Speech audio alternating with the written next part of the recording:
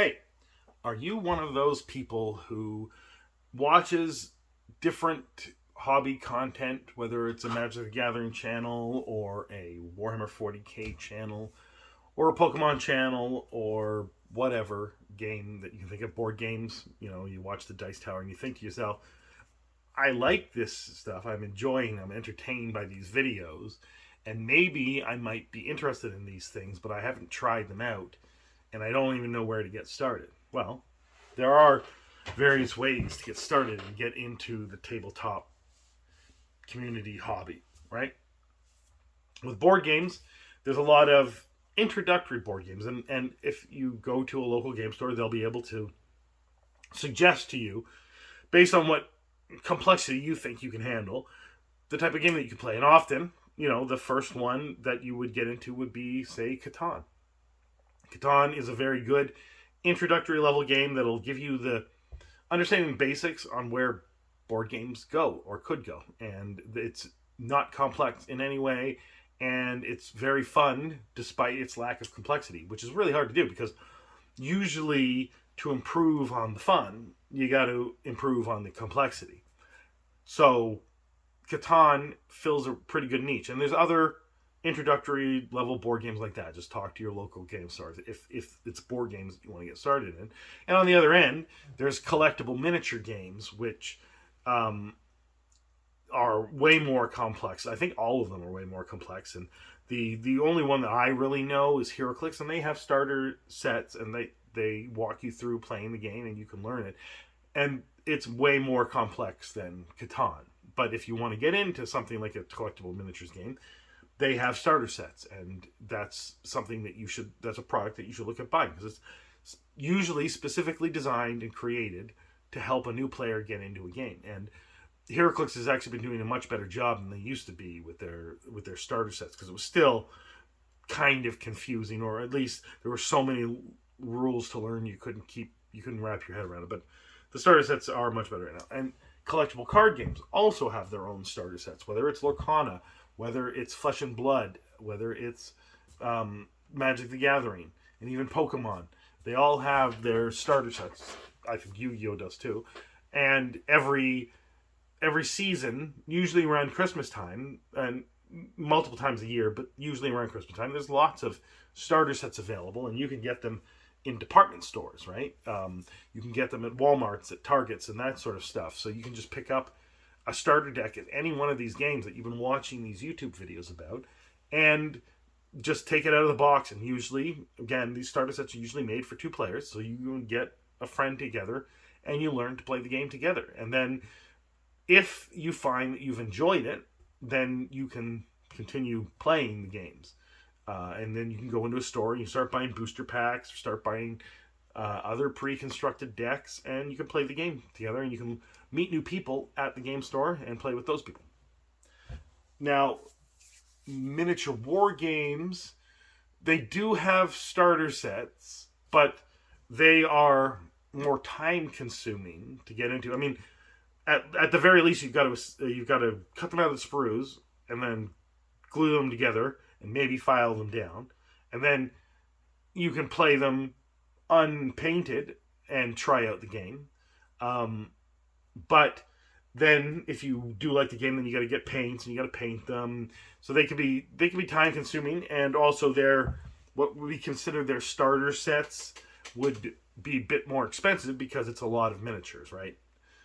So that is one route to go with miniature war games. So that's why, at least with Warhammer, and as I get a bigger store, I'll have more of this. I have my own painted Warhammer armies that I've had someone paint for me and assemble and that kind of stuff. So they're available when someone says, "Hey, I want to try out this game. I'm thinking of getting into this game," so they can play with these things and see how it works and see whether they really are interested in those things. And I'm not sure how many stores do that.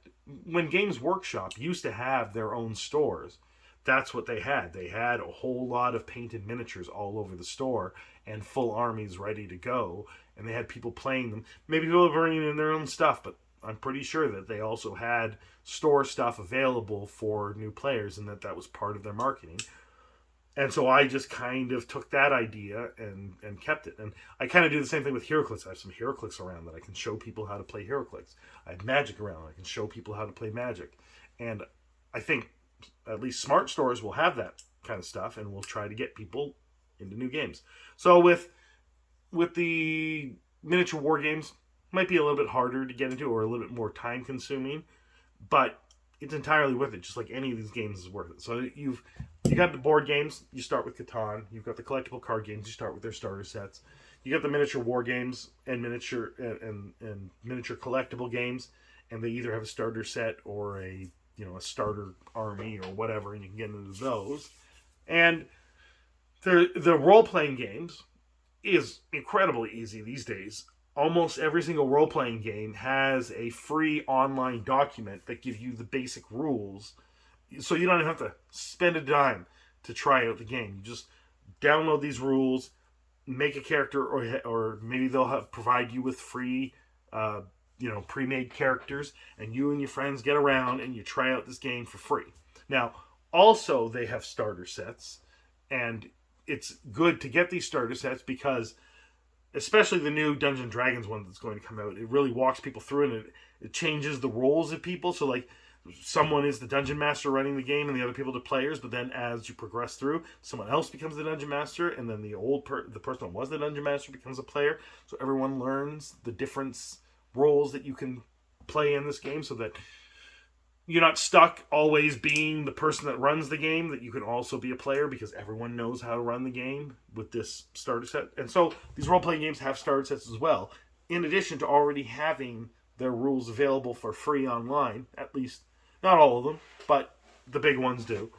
And you can try it out with your friends and decide whether you want to spend money on the books, which you should, because role-playing games are probably, I think it's the height of the form. Board games, probably next, and then I would say miniature war games, collectible miniature games, and then collectible card games. I don't think that collectible card games are ever really in the top 100 on most people's games list if they're big gamers and they've played a lot of different games and a lot of different types of games and a lot of genres of games. Collectible card games rarely make it onto, the board game geek lists or anything like that, right? Maybe those people are snobby and centered on board games, so they dislike collectible card games. But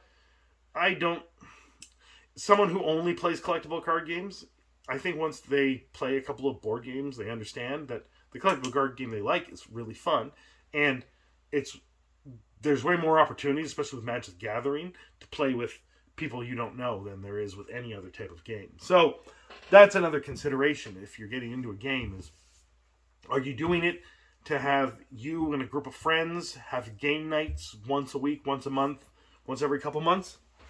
And are there specific types of games that your friends are interested in? Are they more into board games? Are they more into war games? Are they more into collectible games?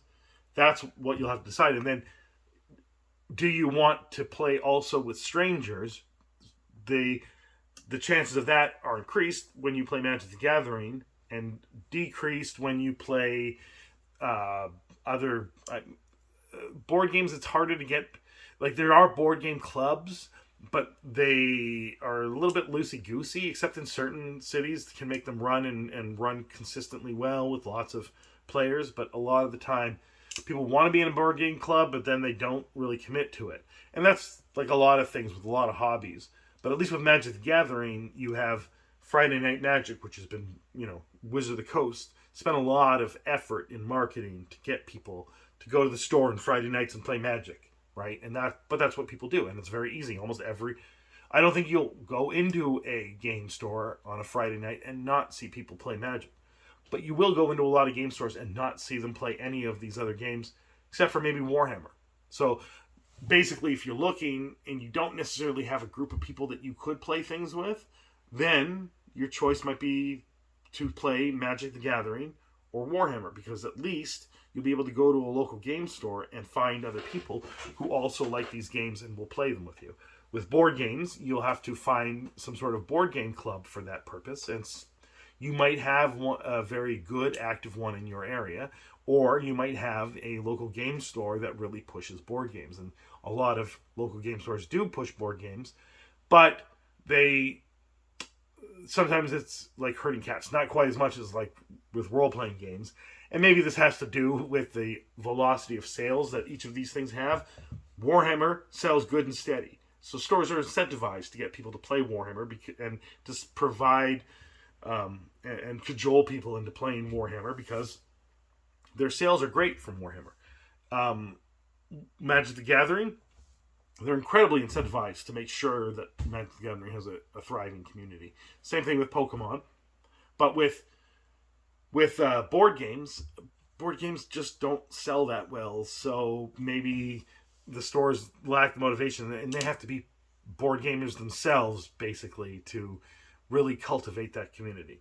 And then with other collectible games and other minor games, yeah, those things, a lot of stores just shy away from those things for the most part. But it depends on the local game store. So, like, it is better if you have your own group of friends and you know what each of you want to play, and then you can decide what type of starter product you would like to get. But if you don't, you could still find games to play at a local game store or at a game club, right? So I'm just letting you know which kind of products you're most likely to be able to find people playing these games. And it's also entirely possible that you can go out playing Magic the Gathering, and then you'll find out that some of them are board gamers, some of them are war gamers, some of them like HeroClix, that kind of stuff, right? So that is another consideration, to just play Magic the Gathering and find out people that have other interests as well, like they want to play a role-playing game with you. This happens all the time. So this is just a video that if you're watching videos about these different hobbies and you want to get involved in them and you haven't yet, but you've just been watching the videos, at first you were watching them because they were entertaining, and then you started thinking, I actually want to play these games. You can. There's ways to get into it, and there's ways to dip your toes in without spending a lot of money to decide whether this is something that you like. So I guess it's just a PSA. So let me know what you think in the comments below. Have a good day.